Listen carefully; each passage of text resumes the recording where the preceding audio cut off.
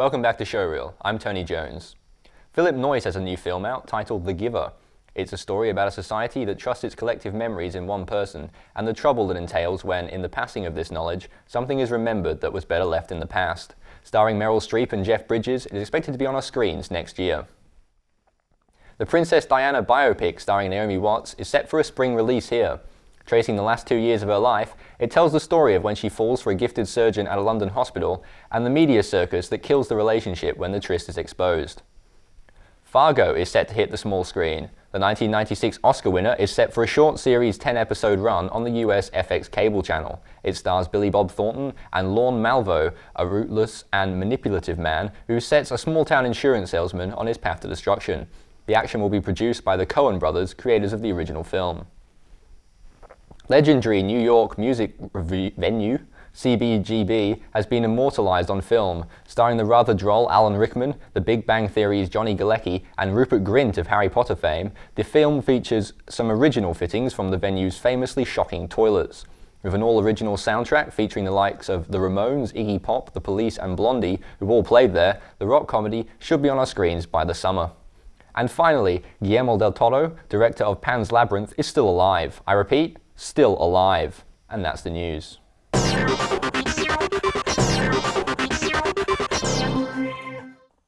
Thanks, Matt. No problem.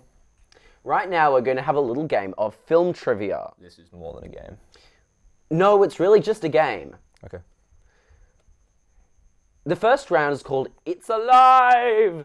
There have been lots of famous and infamous killers and creatures in horror films throughout the years. Who do you think... No, sorry. How do you... sorry. God. How do you kill a killer clown from... God. How do you kill a killer clown from the 1988 film Killer Clowns from Outer Space? I've never even heard of this film before. Me neither, to be honest. Apparently you pop his nose. Pop as in like with a pin? You can, or like pop a cap in his nose? You can only... Do you know? Well, you haven't seen it, so you wouldn't know. You'd think both would work, actually. Okay. Yeah. Okay, well, vampires are pretty big at the moment. Across all 5 Twilight movies, do you know how many minutes are taken up by just staring? God, you can imagine it would be like a whole movie in itself, just staring. Well, the correct answer is 9,000, no it's not, it's 26 minutes. You can actually go online and watch a supercut of all the staring in all 5 films in chronological order, unaltered. That is, if you decide you don't have a life anymore. That is what I'm doing when I go home tonight, yeah. It's going to be my homework. Do you like Twilight? Like is a strong word. No. I've only ever watched, like, I think I saw the first one. I've seen the first one. I think I saw the first one and the last one. And then, like, nothing else, yeah. No.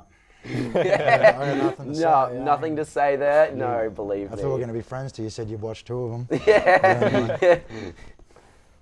On the theme of vampires, actually, does anyone know what the first vampire movie actually was? Yes.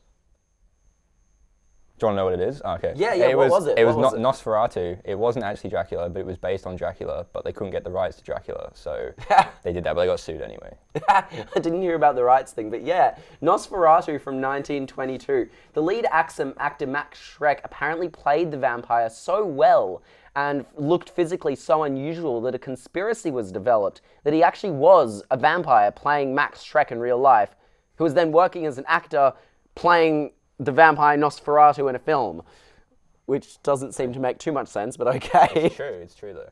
Yeah, on to round 2. I see dead people. They're just over there. See if you can work out what connects these 2 things.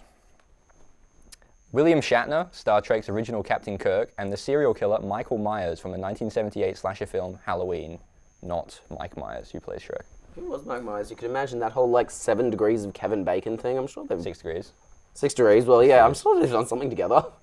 Wait, it's not. That's not the correct answer. No, really? Well, the mask Michael Myers wears in Halloween is actually a William Shatner mask. The production crew only had a limited budget and resources, so they bought the cheapest mask they could find, and it just so happened to be the face of Captain Kirk. To disguise this fact, they painted the mask bluish-white, cut out the eye holes, and teased out the hair. Had you heard of that one? Yeah. Nice. Imagine your masks are a little more intricate than that, yeah. Yeah, that's a simple mask, but geez, it worked. Yeah, exactly. Well, the simpletons work, yeah. But what do you think connects Frankenstein and Thomas Edison, the inventor of the light bulb? Dr. Frankenstein and Thomas Edison, both inventors, they're both friends with Richard Toaster, inventor of the toaster.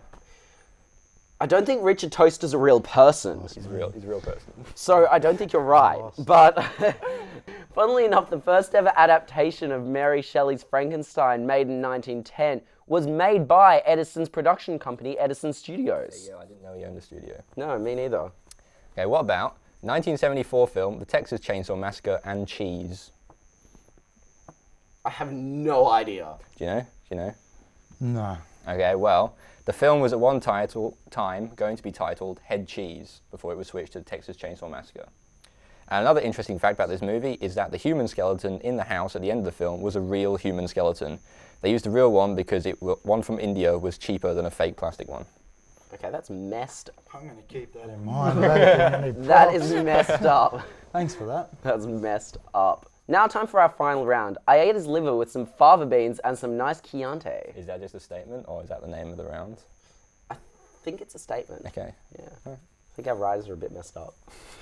From horror films to horrible films. Can you tell me what cult classic bad film I would be watching if the audience started throwing spoons at the screen? This is actually a favourite of my own. When you say, would I be watching, do you mean you, or are we talking about the person who wrote the question, Claire? Because she just throws spoons at everything, like small children, puppies. I was in a restaurant with her. She was just throwing them around the restaurant, just, at other customers. Hit this guy in the back of the head. He turned around, and I just had to lie, just say, oh, sorry, the waiter did it. People were just going, what's wrong with her? That's a pretty horrible person. But no, the answer is actually The Room, which has to be one of my favourite movies of all time. Oh, hi, Mark! It has been dubbed the Citizen Kane of bad movies and is truly an unforgettable film with glaring plot holes, strange editing, a bizarre performance from the lead, who was also the writer and producer and director, Tommy Wiseau.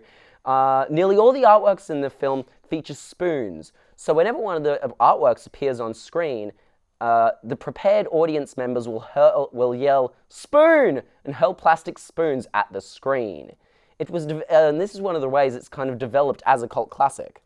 All right, well, you can't go past good bad movies without mentioning the 2010 independent film Birdemic, Shock and Terror.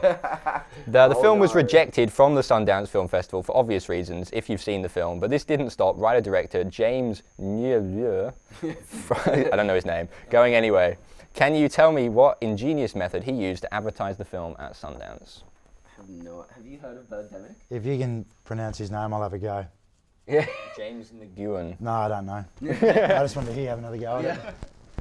No, yeah, I haven't seen Birdemic, but I hear it's interesting. Well, the correct answer is he painted the undersides of eagles, and they all flew in formation, and it said, "Please come and watch Birdemic," and then they dropped hedgehogs onto the heads of people in the audience, which wasn't really a good idea. I feel like that would be more expensive than like the actual entry fee. But for I think Sundance. Claire and Jacob both want us to wrap up now.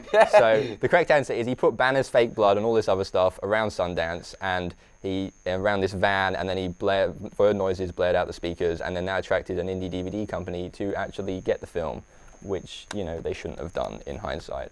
But we have to take another break. And thank you for joining us, Chris. That's all right, guys. Thanks for having me. No, fantastic. Thanks for being here. Yeah, and Frank. We'll be back soon for the final segment when we review the classic film Plan 9 from Outer Space. Don't go away.